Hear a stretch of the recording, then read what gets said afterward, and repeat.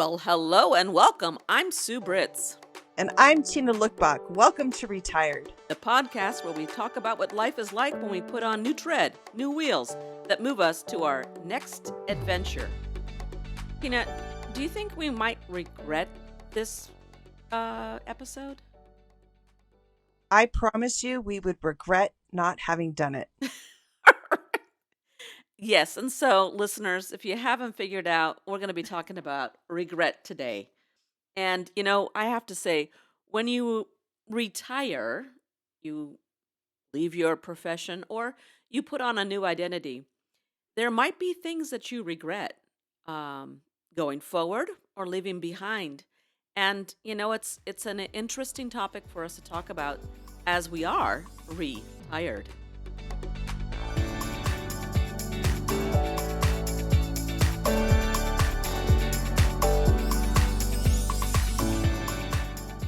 So, right before we started, I said our topic is the promise of regret. And you said, Sue, it is the. Well, it was based on an article that we were reading, The Power of Regret.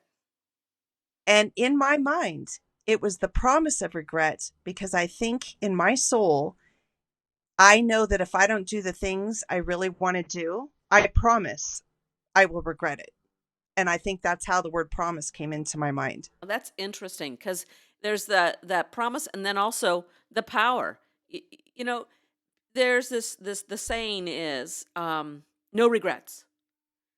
And so the question is, can one live with no regrets? And I personally think that human beings, that's just a natural feeling that we're going to have if you're at all thinking and engaging with the world. The question is, what do you do with that regret? So I think the reason it comes to me is the promise of regret. I think the first thing that pops into my mind with this topic was my mother laying there in hospice near death. And she's like, Tina, let's go to Italy. She had always talked about going to Italy. That was like, she's been many places, but Italy was her place. And here she's like, it's not too late. We can go. And of course, I knew it was too late and we couldn't go.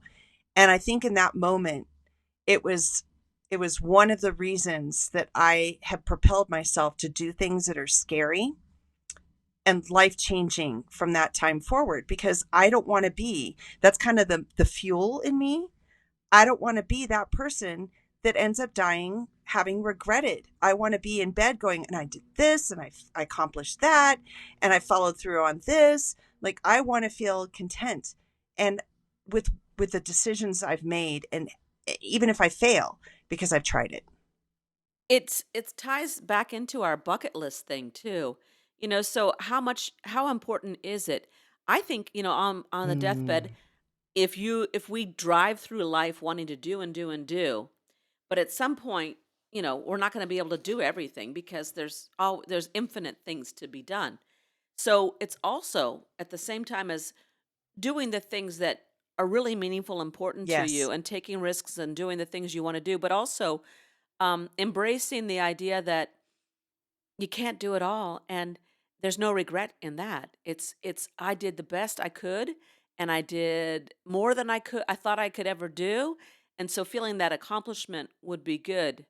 I think, yeah, laying there on your deathbed.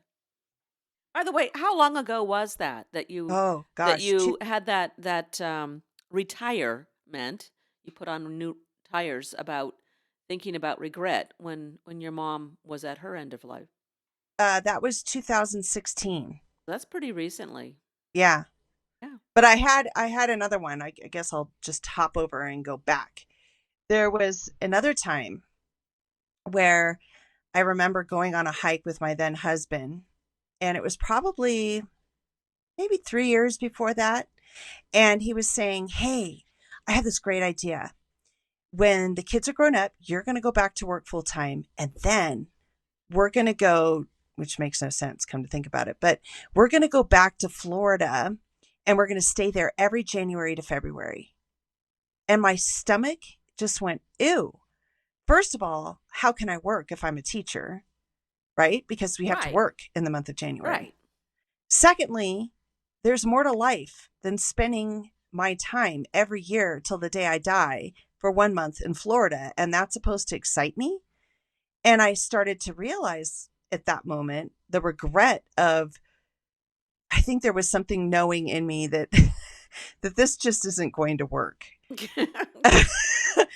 Because that was not something I would choose to do. But I started to realize that the things I always wanted to do never happen. So it happened if he chose it, and it happened to coincide with what he chose. But I realized that everything I would recommend never came to pass. So I started to get this sinking feeling like, wait a minute, this is not the way I want to live. And I think that that little piece of, oh my gosh, I get one shot at life. This is it. Like, no, this can't be it.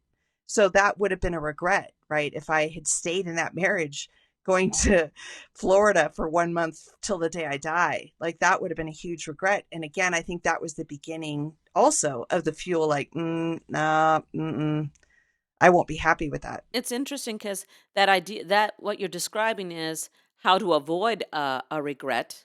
And then Yes. there is like the regret of I'm not doing the things that I'd like to do. So it's twofold. You've got Mm. it's kind of an interesting thing, which leads to, let's just, before we get into deeper into our conversation, think talk about what regret means. What do you think it means? And so, we always have to look at the definitions and so Yes, forth. yes, yes, Okay, yes. but so when you think of regret, I'm looking at your thesaurus, and it will tell you that it has to do with sorrow, remorse, repentance, sad, disappointed. That even mentions things beyond your control or things within your control. It talks about missed opportunity. So those are all the words around it. And when I was thinking about it in that respect, you know, regret is, to me, there's some things that are controllable. It's like your decision that you Uh-huh. can make, and then some things that happen that you have no control over that you may still regret. So that I think there's that separation. Hmm. Um, but then there's also regret at the level of, oh darn, I wish I could have done this or that, an opportunity, or it could be something small or large. But then there's also the things that we've done that we feel repentant about or we feel remorse about. So there's different parts to There this. are. And what you just said about, because the first thing that came to my mind are conversations. I wish that I had been quiet. I wish that I had not said what I said, or an email I should have just kept to myself. I'm getting better at that. But that regret is a frustrating regret because there is no real do-over. And I like my forward thinking, preventative regret. Yeah. Well, I think that comes from having had regrets or things that you, and then that's the whole point of Oh, regret, is that you learn from it. You learn and grow from it so that you can avoid future regrets, and then you can also learn to handle those regrets in better ways, more positive ways that help us grow and get better at and not making those same mistakes or errors.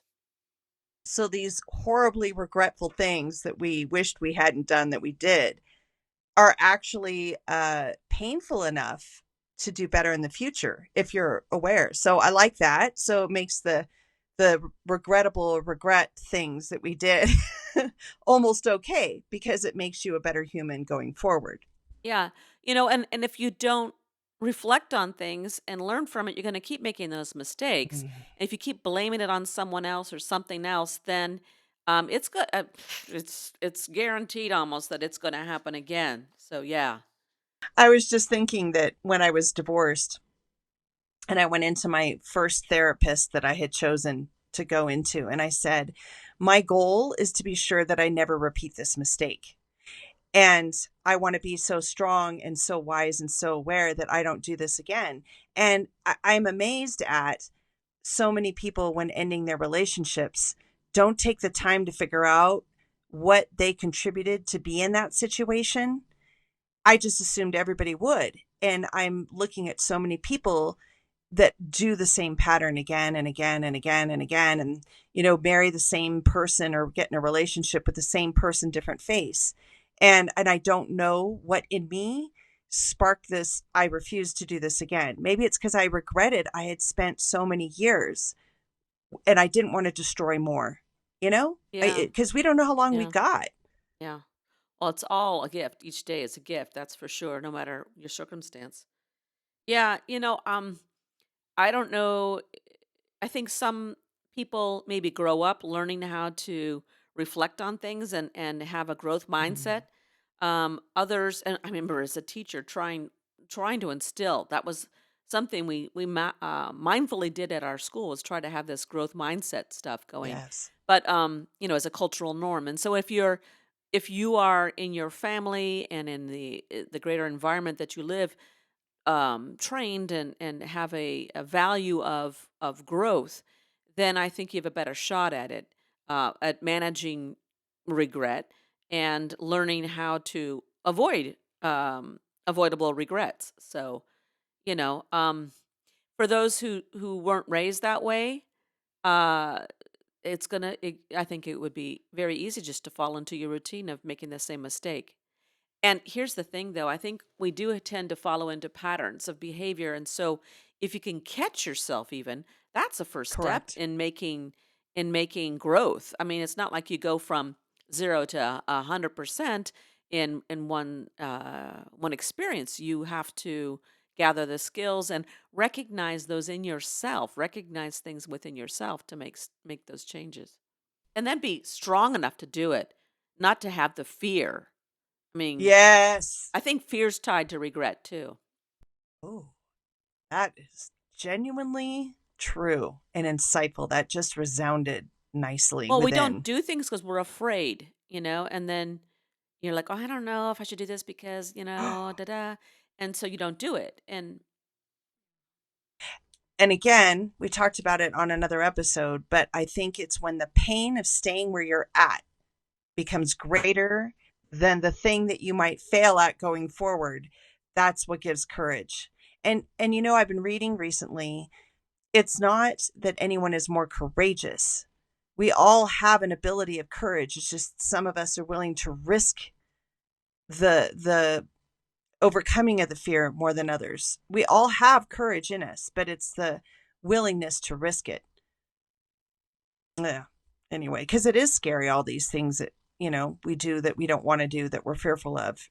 well, All of us. yeah, and for we talk about being confrontational, and Mm, confronting people. It's hard, and so why do we do that? Because I think, at least in my experience, it's because I was acclimated. That was part of my culture to not be confrontational to people, and it's easier to stand up for me to stand up against things that are being done to others or the ills of mhm. society or something political, but to do it for yourself and your interaction with I someone you agree. care about, with people that you care about or love, to have that conversation. It's really hard, and it's that's an area where I have to keep working on to make sure that I can do that. I have been doing and working on the same skill because you're right. I could stand up for anybody else. And for me, it's been the hardest thing. And I'm trying because that's truly an area that I'm consciously working on. And one of the tricks, if it's possible, is to stand back and pretend that you're just acting and that you're just an actor and you're going forward in this Oscar. So whatever this person is saying Mm. that might be disturbing, you just put on your actor self and pretend you're in a play and you just speak up for yourself because you would if you were an actor given lines. And I haven't had, enough practice or any practice since I got that little tidbit out. But sometimes I think to myself, oh God, the universe is going to start dropping all these bombs of having to face courageous conversations. And I'm kind of dreading it because I feel like I'm going to manifest this. Like every other week, I'm going to have somewhere, some way with someone, and I'm going to have to practice this Oscar role performance that no one will know but me. That's a cool strategy. I like that. Oftentimes you hear about, speak up for yourself. Imagine yourself as a child. Would you speak up for that child? Well, a lot of Mm, the things that happen are not child conversations. So, I like your idea of the actor. Be an actor for yourself. Yeah, kind of cool. And that way, when people say something that could be triggering, you just have to look at them and go, oh, isn't that cute? That funny little script they have, Oh, that is you know? good. That is good. But the thing is, can you do it in the moment when it's the trigger? Yeah. That's the whole thing. And oh, I don't know if I've said this to you, but so, and lately my goal is that I want to become as calm as a monk. That's my goal. I want to be able to stay as calm as a duck with water rolling off the back. That is my goal. I want to check out of this life with the ability to not be triggered, to be it just completely at peace with whatever. Stand up for myself, of course, but to not let it go into me like a cancer, you know? Yeah, I do, because you can get me going really easy. It lights a fire, and I just instantly start talking with all kinds of enthusiasm and excitement. And at a personal level, I don't go there. That shuts down. But in it, like Mm. I talk about things like with politics or whatever else. Ooh, and then it's like calm down, calm down. And yet I'm thinking, no, it's that important that we don't calm down. But that's a whole nother conversation. Write that down. Topic on the side. Topic on the side.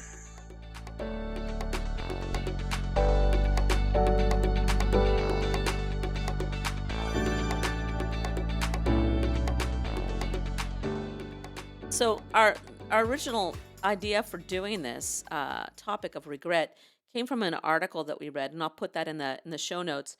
But one of the resources or the references mentioned is "The Power of Regret" by Daniel Pink, and so he wrote a book, and I wanted to read one of his something here, and tell me what you think about it. Okay. Lovely. What we regret can teach us about who we are. It helps to reveal what we want, what we fear, what truly matters to us, and what doesn't. It's an emotion that can help us tune our moral compasses, strengthen our values, and keep us from repeating the same mistakes over and over again. So powerful. So true. I kind of just want to write it down now. And when we get done with the show, I'm going to write it on an index card.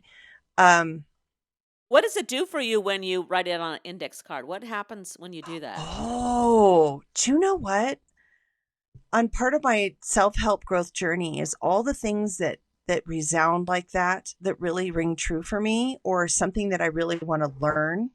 I put on an index card and I have them with me. So instead of sitting on my phone playing another wood block puzzle game, I whip out the cards because it's really retraining your mind to see life Mm, differently.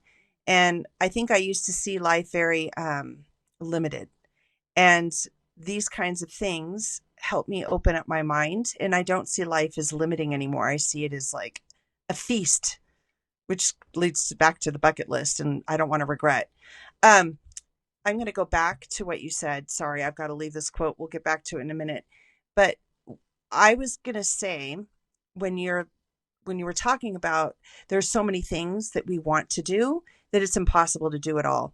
And again, I had a shifting moment. I went through this phase. Do you remember when I scrapbooked? I oh scrapbooked the yeah, kids and yeah, I would yeah, go on retreats. That was yeah. the only thing I did for myself. And that was my world. And there was one summer where I thought, I'm going to leave up because I'm going to leave everything out and I'm just going to scrapbook all the time. And I realized I don't. I didn't. I just sat there, collected dust, and I realized, oh my gosh, sometimes your brain says you want to do these things, but your whole body really doesn't. And so you think you do, or in fact, you only like it. You don't love it. So I think that the regret is not having done the things you know in your soul that have propelled you for years that you've wanted to do that you've not stopped thinking about. That's truly the epitome of the bucket list. And I think that's truly, those are the things we regret, not the things we wish we could have or liked or should. It's the non negotiables. And when we Yeah. sit in silence and you really think about these things, you know what it is you have to do. You know what it is you'll regret. But I think most of us do not take the time Yeah, to sit in silence and to sit and reflect and think about these things. I agree.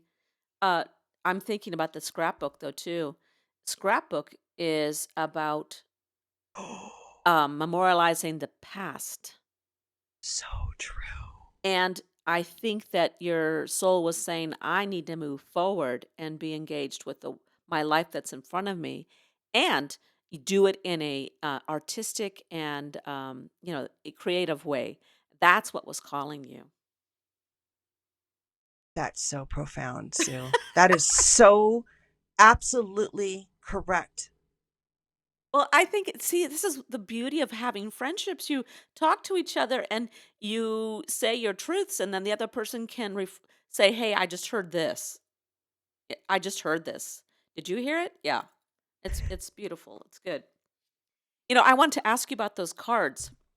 You know, Oh, yeah. I think that strategy is very cool. Not everyone would want to carry index cards around with them and look at them, but I like the idea. I like the idea, and I I'll think tell it's you where I put them because and- you don't have to carry them all the time and everywhere. No, no. But, so there's an app for that too. Someone would say, you could make a Eh. index card app, but it doesn't. That's what I was going to say is like the feel of the cards Mhm. themselves, Yes. the lines or the not using the lines. It all has meaning and just the feeling of the paper and the sorting of them. I think that responds very much to our teacher self, but Oh, also to true. being people of a certain age. That tangible touching of a book Yes. or a newspaper that is not happening Yes. as much The anymore, so smell, yeah. because Yeah. it's the five senses. Yeah. Okay, hold on. The location, just so you know, where do we spend time? The bathroom. When we do our thing Ah.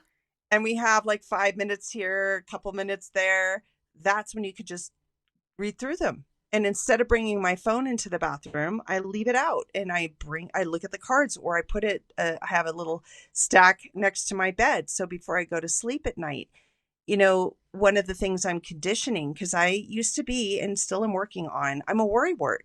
So if I don't go to bed with some positive thoughts, I'm going to be stewing all night long and working on this insomnia situation. If I'm Oh. reading these positive, uplifting cards before I go to sleep, and that's the last thing on my mind, I'm telling you that's what pops in. Or let's say I do wake up with insomnia. I reach over, I start looking at my cards, and it shifts things. If you're in a horrible mood, have a stack on your desk and just start going through them. I mean, all of these are uplifters. They have to be uplifting or deep. Coolio. Very Yep. cool. There you go. So speaking of those cards, so we're back Yes. to Daniel Pink's Yes, please. Yes, what the needs and I thought wants this and was kind of cool, regret helps us reveal what we want. yeah. Sometimes we don't pay attention to what you really want. What we fear, so you don't say something to someone or you say the wrong thing to someone. That's that interpersonal. What truly matters to us and what doesn't. So you were just describing that with your scrapbook. There's parts of that that you liked in what you really want, but it's like this doesn't truly matter. What matters is memorializing some things, moving forward in your life, and being creative. Okay, so Sue, Yeah. I hear you talking a lot about creativity. You've dropped that line a couple times now. So tell me more because that taught me a lot right now about you. That creative part is the deep part of your soul, isn't it? So can you talk about that? Well, it's funny if you that's a would be another interesting topic we could Oh, do. What are the 5 words that you say describe yourself? I one of mine would be creative. That's one of my top qualities that I love and embrace, and that I know that I pursue in my life all the time, and I always have from the time I was a kid doing organizing and putting on neighborhood plays and musicals with all the script writing and the scenery and the costumes and the invitations and the chair to doing this podcast and everything in between. That's and that's what I loved about teaching too, is that it invites you uh to give information, to teach the content in a creative way so that people can respond to it and engage with it and synthesize their knowledge about something. It's exciting, it's fun. So I in meeting you, Sue, and that most powerful year, best year teaching ever in my life was when we combined our classes. And it was your bringing me into the world of simulation, which is one big creative thing. And then it's kind of like we used the structure, but we went off and did things the way we created it to be.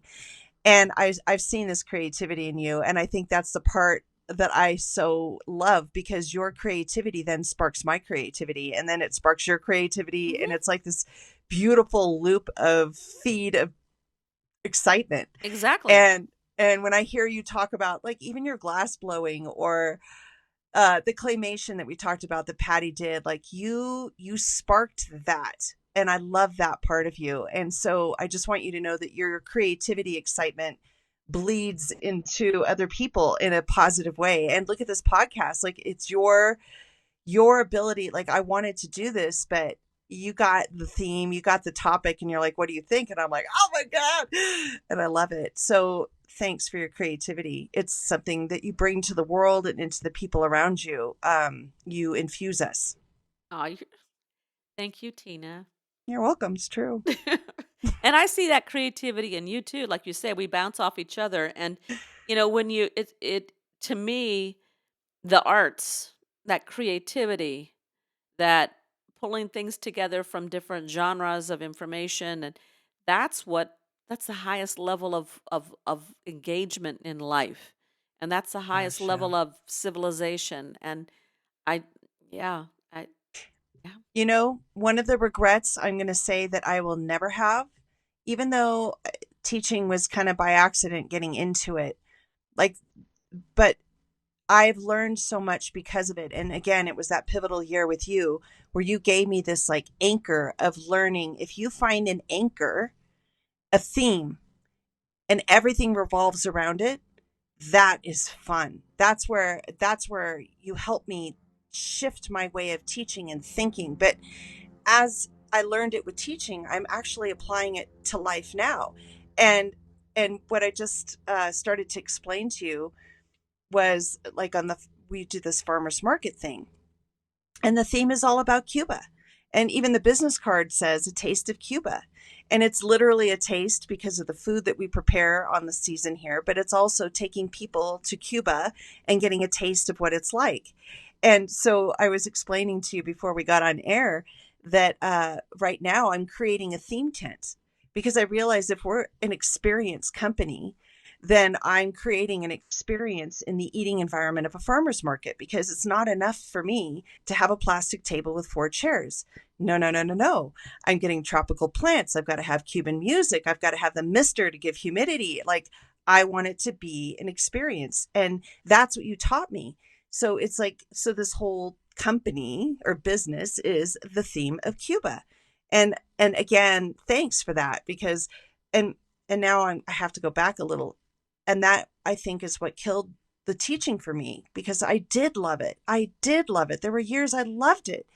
But when it became, you will teach this English program and now there's no room for social studies, it killed my creativity. So I think that is what Yeah. actually killed my spirit for teaching, is when they're saying to you, you may no longer be creative. You have to be on page 15. You will follow the curriculum in this book. You will follow. There was no room anymore for imagination and fun. And, and I think that's what destroyed it. I agree, and I see that going on in the schools all the time. And I would say step back even farther, rather than just lament it and let it go. Those of us who have retired, left that profession, we have to ask, who is the they? Who is it Oh, that the they that has the power to kill that in yeah. education? And that's a whole nother conversation. But what I'll say in very short words is it's that attempt to destroy public education and privatize it. So Or that's how my about commoditize it? yeah. It's just turning it into a factory. And We're going backwards in education, not forwards with that. yes, And I also feel it takes away the autonomy. Like most of us, you will always find people that should not be in a certain profession anywhere. But most teachers that go into teaching actually want to improve the lives of others and want to actually teach. And what I always felt, and I felt when you and I began teaching together at that time, it was more like here are the goals that you need to shoot for at the end of the year.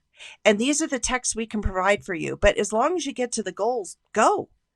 And I feel that that part's been taken away. It's like, these are the goals and this is how you will do it, which then kills the creativity, which then kills my excitement to make kids excited. Because if I'm not excited, how in the world am I going to get other kids excited? And I just couldn't get myself excited about the last curriculum we were in. It was snippets of pieces of literature. Not even could we read a whole book. It was, you will read 3 pages, dissect it to death, and then you're going to write about it. And you're not even going to write a whole essay from start to finish. You're going to do a snippet. Everything was snippets. It was like fragmented, incomplete things.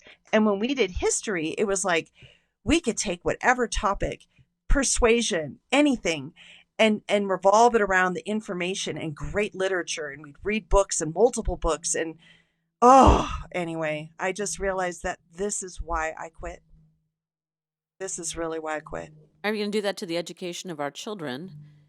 What's behind it? Why is that, which anyone could look at and go, that's not deep learning or understanding. It is Oh, truly, it's it is truly true. a way to destroy public school education. And if you say, oh, we want STEM, we need to teach more STEM. Well, okay, get on it. Um, you got to be a good thinker to be involved in STEM. I mean, you can True. you can have all the math skills you want, but unless you have that creativity, that Yes. interest and joy and understanding of the world and people and everything, then you're not gonna rise to the nth degree, which is what we want. It truly is not about educating our kids then. It's about um trying to Check off a no, list. well, it's about trying to destroy public school education.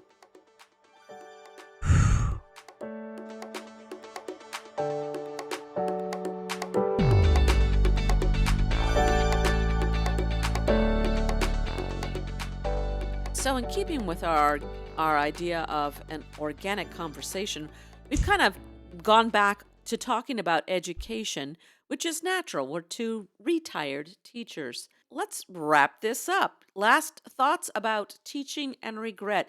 And you know what? I think we should do another episode on regret. I do too. When you were talking about that quote with the needs and the wants, what is the regret that you've come to be aware of that you would have if you didn't fulfill your needs and your wants? Like, what is your thing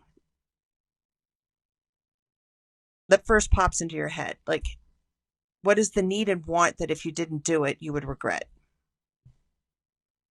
I'm not sure I'm understanding your questions, but I'll answer Hmm. it the way that I'm interpreting it. Um, I know that if I'm not growing and learning, then I can't. That's not life to me. So I would Amen. regret not taking opportunities that lead me to grow and learn. Excellent. Did that answer your Powerful. question? Beautifully. Okay, what about you? Travel. If I too want to go to Italy, and that's one of the things. I have a list of the places like the Oktoberfest and the Lederhosen we talked about on the bucket list. It's travel. I want to see as much of the world as I can. So you wouldn't want to pass up an opportunity because you might regret it. Traveling throughout the world, correct. And this week I'm going to Sedona. And I'm so grateful because that has been on the list. Like it's up there because I love the desert. I've got a new appreciation for it. And I've heard so much about it that that's been on the list. So I'm actually going to put a little check next to one of my bucket list items. And it's up there. It's not like I'd like to see Sedona. Like, no, I really want to see Sedona. Otherwise, I'd regret it. I'll know you'll enjoy it. You'll enjoy the vortex of energy, of spiritual energy that will just feed your soul. Did Enjoy you it. feel it, or are you making fun? No, I don't make fun of that. I'm exaggerating just to be dramatic, but um, Your Oscar I'm performance. never. I'm so dramatic. No, um, no. I love Sedona. I've been back a number of times Oh, because my parents live down in Phoenix area, and so uh, when I'm driving, that's an easy one to go through. And I've oh, stayed in Sedona many a time, and a lot of interesting experiences. We'll have to talk about them someday. You oh, you and I. oh. Juicy. Well, I don't know if it's juicy. It's Oh, I think, yeah, I I th know. I Well, think it's a juicy for us. I think a Our lot level of of learning juiciness is the goes on. same. I think a lot of learning goes on in Sedona. I think it's a place where, yeah, you Wow. do figure things out. There is And that special energy there. actually I'm going because I'm a beta practice person for a retreat. So I'm actually going to learn, and it's about the introspection and how to take care of yourself. So the theme is very relevant, I guess, to Sedona, which is why she picked it. The beautiful location.